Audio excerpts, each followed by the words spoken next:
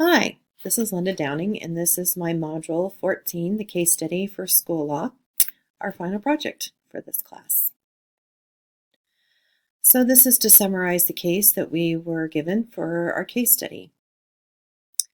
First, we have St. Regis School. It's a rural school that is K through 8.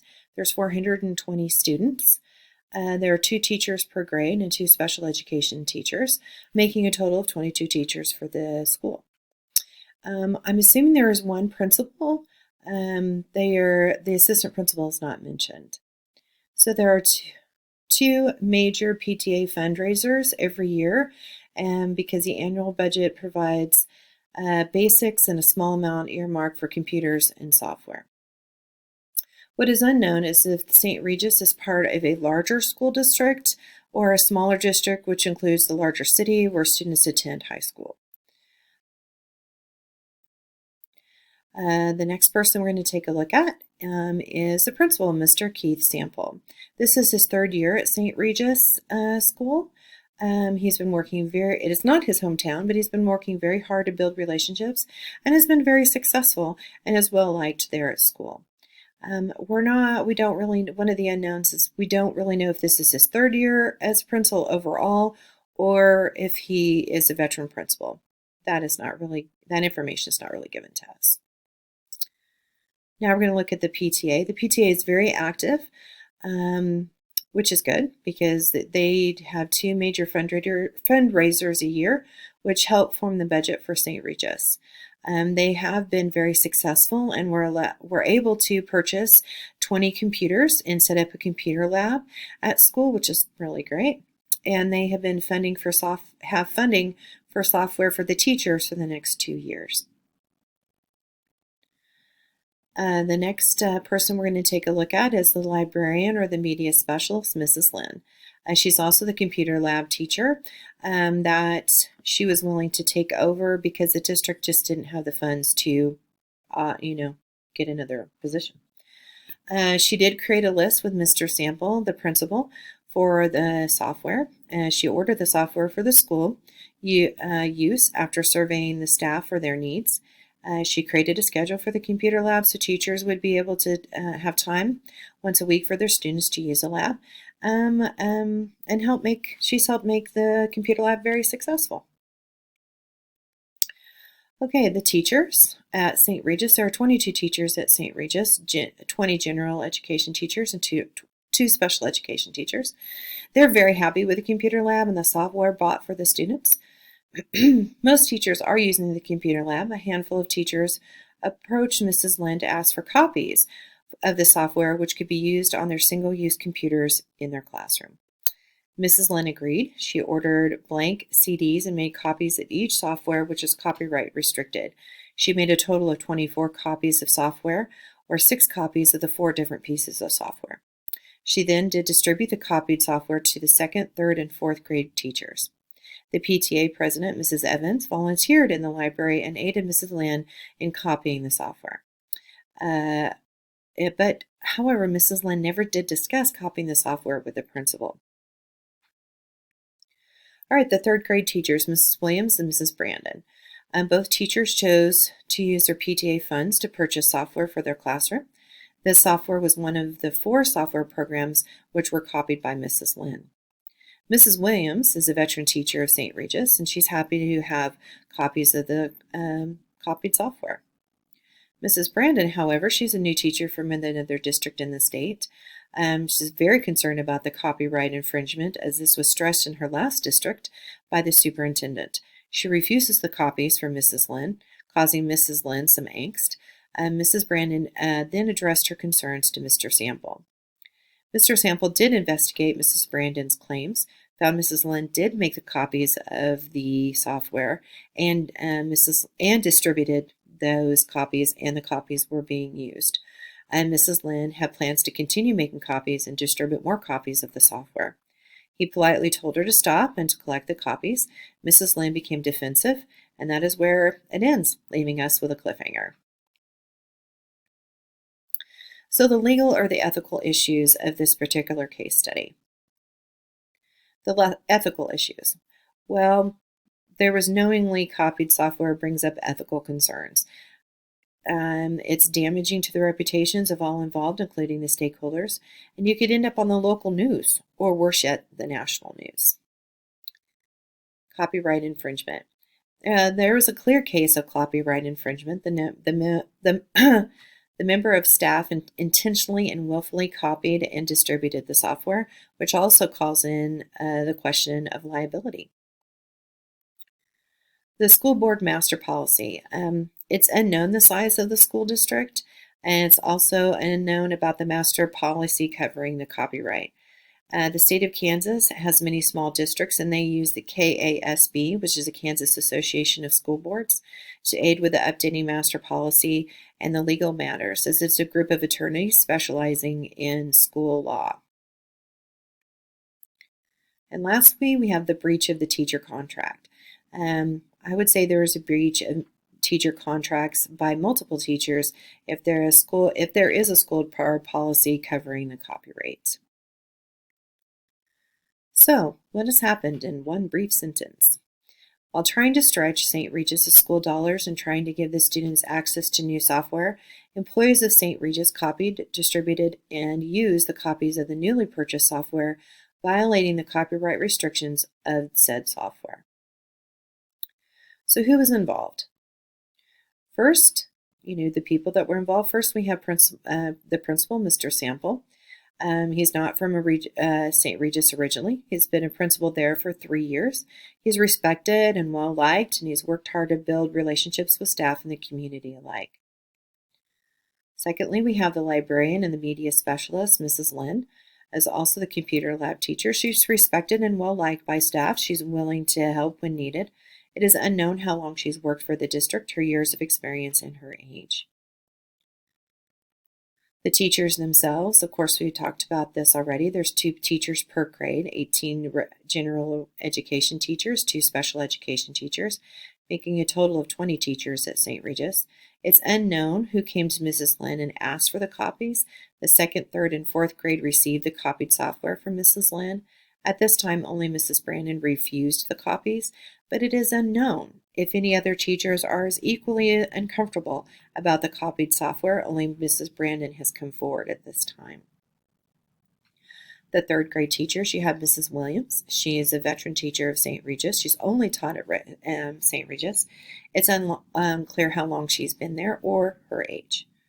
Mrs. Brandon, she's new to the district. Her years of experience and age is, of course, unknown, but she is concerned about copyrighted software due to copyright infringement, which was greatly frowned upon at her last district.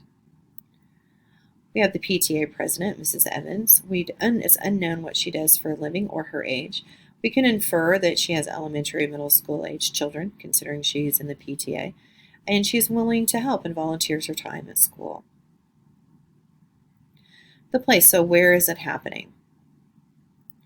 We have the town of St. Regis, which is a small rural community, 25 miles from a larger city, and it has 1 school, K through 8. The high school students are bused to the larger city. There's 2 grocery stores, 1 drugstore, a few other small businesses which the community relies upon. We can infer that the businesses are successful. It's unknown if the town is agricultural based or it is a bedroom community and people work at a larger employer in the larger or bigger city. St. Regis School is a rural school. It's K through 8. There's 420 students, a total of 22 teachers. It relies on PTA for major funding to aid in the school budget. PTA fundraising supplies, classroom materials, and monies for software. The classroom, the computer lab. The computer lab was founded and donated through monies from the PTA fundraising, which has 20 computers. And the computer lab teacher is Mrs. Lynn, because the school district was unable to add that particular position. And the teachers are able to use that lab, and they are scheduled, and it has been very successful. Not all teachers use it, but the majority of them do. The classrooms, the 2nd, 3rd, and 4th grade, they do have single-use computers. They use the copied software with students, with the exception of Mrs. Brandon. That is assumed that or inferred from the information that is given. So what programs are involved? So we have St. Regis School. St. Regis School is, we've already talked about that, is a rural community, a rural school in a rural community. The other is the second, third, and fourth grade general education classrooms. They used the copied software in their single-use computers, with the exception of Mrs. Brandon. The special education staff, it is unknown if the staff was involved in using the copied software. However, we must infer that they must have known about the copied software. Whether they used it in their rooms or had their children use it, that's unknown. The software itself. We know that there were 4 software programs that were copied, both from the third grade teachers. Both of those teachers chose to use their monies to buy 2 computer software programs apiece. So it was likely that 4 software companies are involved in the copyright infringement. Each software was copied at least 6 times, making at least 24 copies of the software. So let's review and analyze how this is going to affect the community. So we have the stakeholders. So the stakeholders are the town of St. Regis itself. It's a rural community with 1 school. It's unknown the size of the town, whether it's agricultural or they work in a larger city. We can infer community members sit on a site council. In the state of Kansas, we have a process called KISA, which requires each building to have a district leadership team, or the district to have a district leadership team. They often do that also by building. And that is in the district leadership team, there are community members you are required to have community members on those on that team. So what would be the damage to St. Regis? Obviously, there could be a large financial issue for the town of St. Regis, especially if the school is called into question. It could definitely harm the reputation of the town of St. Regis, especially if this ends up on the local news or the national news. So we do have local business owners. The community does have a thriving business center. The school is vital to that. We can infer the school tries to spend its money locally. Therefore, the school and the local business are reliant upon one another. The PTA is very active. It has 2 major fundraisers, and so they are a very integral part of the school. The school board, this is sort of unknown. I'm assuming, is it local or part of the larger district, which includes the larger city? Does it have knowledge of the copied software? What are the board policies regarding copyright? And are there any community members from St. Regis which sit on the school board, and who are they? Those are some questions that you would definitely need to know and answer, because those people, you might be having discussions about this later on. So then, okay, let's go back because I forgot one thing. We need to discuss the damage that could cause the school board itself. It could call into the reputation of the school board, and they would also have to deal with the expense of a lawsuit. Next, we have the superintendent. It is unknown who the superintendent is. We're assuming that it works for the larger district, which includes the larger city. We don't know if it has the knowledge of the copied software, and what is his or her connection with St. Regis, if there's any at all. And the damage, obviously, there would be a large damage to the reputation of the superintendent if this was not dealt with. The staff of the Regis School. Obviously, we have the Kansas and the KISA team. Once again, if it's in the state of Kansas, they have the DLT team, and they also should have a tech committee. The question is do they have knowledge of the board policies, especially dealing with copyright? So the first option is pretty basic. You can do nothing. However, the pros to that, there aren't any pros to doing nothing. There are many cons to doing nothing. You can damage relationships of all involved, damage the reputation of everyone involved. You can risk news coverage, both local and national. You could probably be finding yourself a new job, which it would be difficult to find a new job with a bad reputation. Word of mouth matters. Education seems like a big field, but somehow We are all connected. And you would have a potential lawsuit from not one, but 4 different software community companies. Option number 2, I'm calling the extreme option. Basically, you're going to be dealing with people pretty harshly. So Mrs. Lynn, you would have harsh punishment for her infraction. You might think about firing her, speak harshly with her, demand all software copies and purchased in your office by the end of the day. And you could reassign Mrs. Lynn to a menial position not fitting her credentials. The 2nd and 3rd and 4th grade teachers, you also have harsh punishment for them. Speak harshly to them collectively and not individually, which might let them explain themselves or give them a chance to say they too were concerned about the copied software but were uncomfortable speaking their minds. You, at minimum, you could have letters of reprimand in each of their files and maybe consider firing them, with the exception of Mrs. Brandon, which only holds her up for ridicule. You have the PTA president, Mrs. Evans. You could bring her in and have a stern talking to her. You could threaten to expose her to ridicule from the community, which would be very off-putting. The superintendent, school board, PTA, and community could just be left completely out of the conversation. So, the pros. You might eliminate the lawsuit, but you might end up in another one if you're not careful. The cons. It damages all the relationships that you've tried so hard to maintain and create. You can find yourself looking for a new job, which would probably prove difficult. It damages your reputation as a fair and impartial principal, and it damages the reputation of the St. Regis staff. Okay, we have option 3, which I'm calling my choice.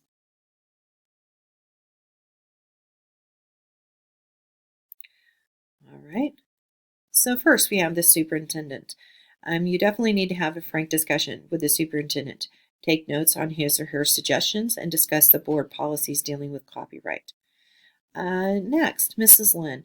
Discuss with her in the principal's office, thanking her for all of her help as she is a valued member of your staff, and discuss board policy on copyright. Stand firm, but not harsh. She might be defensive, feel guilty, or justified in her actions.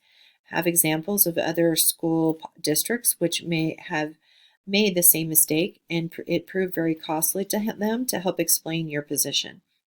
Ask for all software copied and original by the end of the day. Explain the software must be uninstalled on all computers, which will take time. Those computers are not to be used until the software has been uninstalled. Thank her again for her help and her service to the school district. Next, we need to take a look at the 2nd, 3rd, and 4th grade teachers. You can have a discussion with the teachers as a group in the conference room or private space, thanking them for their service. State that copied software cannot and will not be used in the school. State all software copied and original will be collected by the end of the day. All computers cannot be used until the copied software has been installed. Once again, stand firm. Teachers are very passionate about their students and may be defensive. Have examples about school districts which have found themselves in the middle of a lawsuit or for copied software and what that has cost them. That will hopefully help teachers understand the predicament that the school is in. Discuss how that can and will affect them, the school, and the community. Explain the tech committee and yourself will be looking for software alternatives and grant monies to help with technology in our school.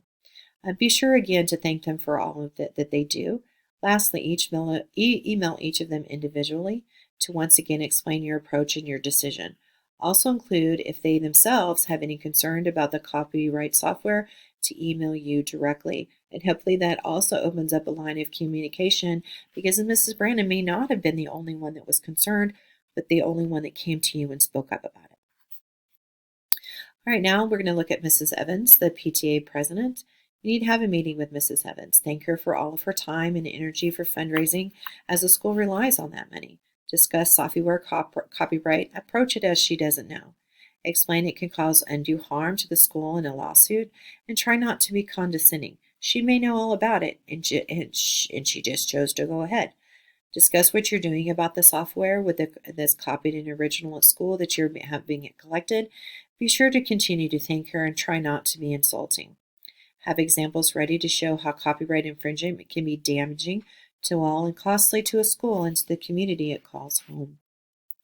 The school board itself. I took a long time to figure out how to do this where you can keep some privacy for your teachers and yourself.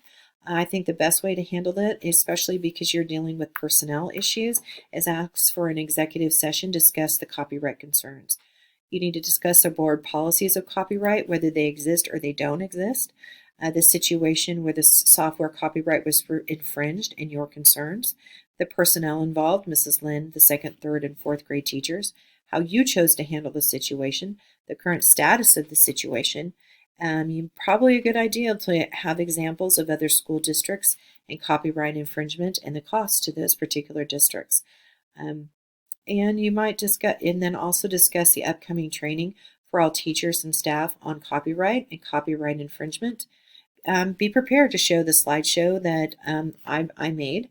They may want to take a look at that and print out the infographic that I also included in this presentation to show the school board. Okay, and lastly, the PTA. This is a little more difficult. You've talked with the PTA presidents. I don't know that I would feel very comfortable going in front of the whole PTA to discuss personnel issues in front of them, because some of those people do deserve some privacy. And so I would definitely make sure that you attend PTA meetings and to answer any questions that arise. Be sure not to single out any staff member while you do that, but explain in generalities if they have anything specific in your plan of attack as far as collecting the copied materials and really looking for some grant monies, and maybe they can help you with that, and then additional fundraising. Okay, so the pros. The nice thing about this one is it maintains all of the relationships, or at least it tries to. It maintains the reputations of all that are involved and hopefully manages the risk of the lawsuit itself. Cons? I don't see any. So the implementation of my decision, I've already talked to you pretty at length about all of those on the last slide, so I'm going to just go through this briefly. Obviously, we talked about the discussion with Mrs. Lynn, and you would need to retrieve all copied and original software. You need to check the board policies, and hopefully those board policies are updated. If they're not, then you definitely need to have that discussion again while you're discussing it with the school board. And also, you might, in the state of Kansas at least, contact the KASB. They did a great job of updating the current school district that I'm in. Next, you need to make sure that you meet with the superintendent. No administrator likes to get a call out of the blue about something they don't know anything about. Make sure that you keep that person updated in your progress through emails or through phone calls, so then they have an idea of how you're proceeding and can answer any questions that they might receive on this topic. I don't think it would be a bad idea to speak with a school attorney. Where do you stand? You still have a copyright infringement that still happened, and where do you go from there? And that would be the best person to ask. The meetings, we've discussed all of these meetings with the DLT team, the technology committee. They would be really great at helping you find out new technologies, and there might be technology out there that's cheaper than what you purchased, and they were a really good source. We've talked about the school board. The next is conduct all staff training using the following slideshow. So I have created a slideshow here that talks about that. I'm not going to go all the way through that at this time, but you're I'm more than happy to let you look at it, obviously. And the other thing is I created an infographic that hopefully can be used in the different classrooms. And so we can kind of keep that in the forefront of people's minds. And the next thing, make sure that you check your website for board policies. They might need to be updated as needed. And last, look for software alternatives and grants for technology. There are many grants out there. I know the school district that I'm currently working for has looked into those grants, and it has helped us get some one-to-one technology computers with the kids that we work with every day. So thank you very much for your time and listening, and good luck. in your further studies.